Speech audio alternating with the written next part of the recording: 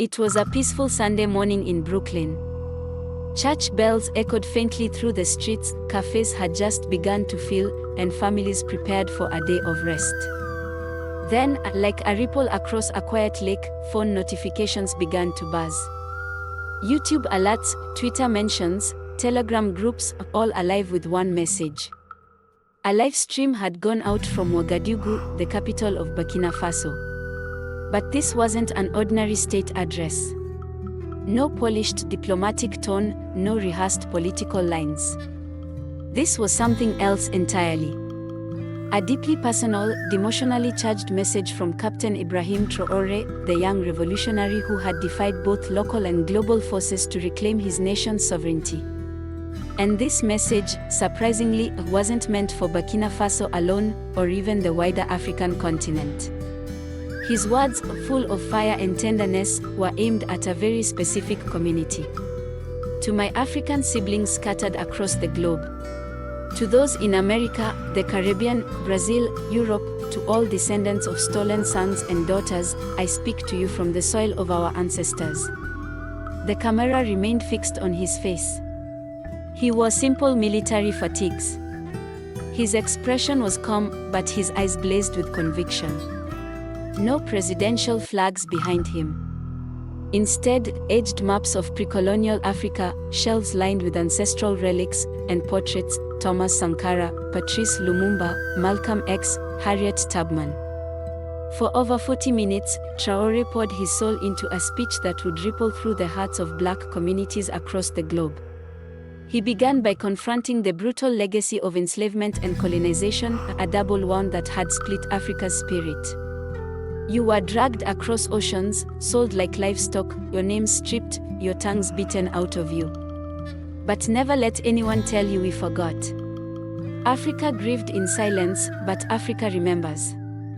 He dispelled the dangerous myth that Africa willingly sold her people. He explained how kingdoms resisted but were fractured through European weapons, manipulation, and the infamous strategy of divide and conquer. And he reminded them. They erased your names. But your walk, your rhythm, the drum in your chest, that's still Africa speaking. In Harlem, Atlanta, Kingston, Brixton, viewers fell silent. Tears flowed. Some dropped to their knees. In Chicago barbershops, music was turned off. Elders in New Orleans reached for their beads. History wasn't just being taught, it was coming alive. Traoré's tone shifted. This isn't just a lesson in pain, he said. I didn't come to remind you of chains, we know those stories. I came to tell you that the chains are breaking again. And I want you to break them with us. He spoke of how Burkina Faso, along with Mali and Niger, had begun rising, casting off neocolonial control, reclaiming gold, education, land, and narrative. They fear me not because I rule with strength, he declared, but because I remind them of Sankara. And they fear you, not because you protest, but because of what we could build if we stood together. Then came the announcement that would send shockwaves across the diaspora. A new initiative was underway. The Diaspora Citizenship Project. All descendants of enslaved Africans would be fast-tracked for dual citizenship in participating Sahel nations. Opportunities for investment, co-ownership of farmland, and community development zones were being prepared. If you feel homeless in America, it's not that you have no home, it's that you have no land. But land can be restored. Then Traoré leaned in, voice softer, eyes deeper. To the young man in Auckland who fears the badge more than crime, come and feel what it's like to walk unafraid. To the woman in New Orleans teaching her children truth they won't find in textbooks, come and let your children walk on sacred soil. To the rapper with a platform but no direction, help us build studios in Africa and own our story. To the grandmother in Detroit who still holds memories of lynchings, your strength is our inheritance. We honor you.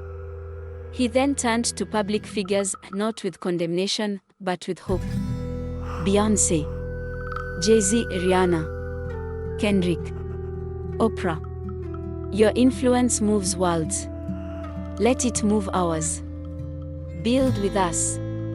Sing with us. Teach with us. He introduced the name of the movement, Operation Sankofa, taken from the Akan proverb meaning go back and retrieve it. A symbol of ancestral memory and futuristic building. The mission: a unified Pan-African development corridor for returning diaspora. Not a symbolic welcome, but a practical one. Medical professionals, artists, scientists, engineers, cultural custodians. All were needed, not as saviors, but as builders. You are not strangers here. You are missing pieces of a puzzle. You are echoes returning to source. He warned. Africa isn't a utopia. We have wounds. We have corruption. But now, we have you. And that changes everything. When the live stream ended, an unshakable stillness followed. In a Chicago apartment, a 26-year-old teacher named Malik sat in stunned silence, phone still glowing in his hand. In DC, a college student began typing a blog entry titled, "My Heart Had Ibrahim." In Atlanta, a retired Vietnam vet whispered to himself, "It's time." Mainstream media scoffed. CNN called it symbolic. BBC said it was rhetoric. But Twitter, TikTok, and Pan-African channels erupted. Was this a trick, or was it the moment their ancestors had prayed for? A week later, the backlash came. Sanctions, smear campaigns, leaked intelligence. Western media branded him a militant and accused him of destabilization. But Traoré stood firm. Let them come. We survived colonization. We survived coups. We will survive this. Because this time, we are not alone. This time, you are listening. He released another message, shorter, sharper. We don't ask you to abandon your homes. We ask you to reconnect. Africa is not a grave, it is a garden. Come build. A date was set. The first Pan-African Diaspora Congress in Ouagadougou. By November, flights from New York, Kingston, Toronto, Accra, and Sao Paulo were overbooked. Videos surfaced of elders clutching passports, families selling cars to pay for tickets, youth studying African history and farming. One video went viral. Mama Ruth, 82, standing at JFK Airport with her cane and suitcase. "I've waited all my life to touch that earth," she said. "I want to plant a seed before I go." In the Bronx, a new youth movement began, Back to Build. Young Black Americans, studying farming, governance, and African languages, preparing to contribute. Then December came. The airport in Ouagadougou flooded with arrivals, men and women of every shade of African descent. Some in dashikis, others in suits, sneakers, heels, but all carrying more than luggage. They carried purpose. The opening of the Congress was humble. No fireworks. No celebrities. Just elders pouring libations into the earth, praying in Yoruba, Twi, Wolof, and Creole. And then, silence. Traoré entered without guards. The crowd stood not to cheer, but to honor. And then, softly, they began to sing. Redemption Song. When he took the podium, his first words. This is not a summit. It is a healing. A return. A renewal. He unveiled the Sankofa Pact.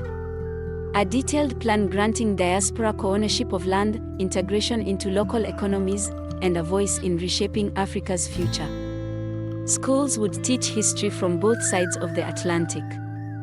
Business would prioritize ethics and equity. He proposed a new body. The Global Black Assembly. Outside of the African Union. Outside of Western meddling. A space for unity and strategy among revolutionaries and returnees. The contributions rolled in.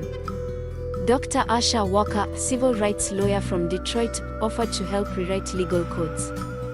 Kojo Bantu, a reggae artist from Jamaica,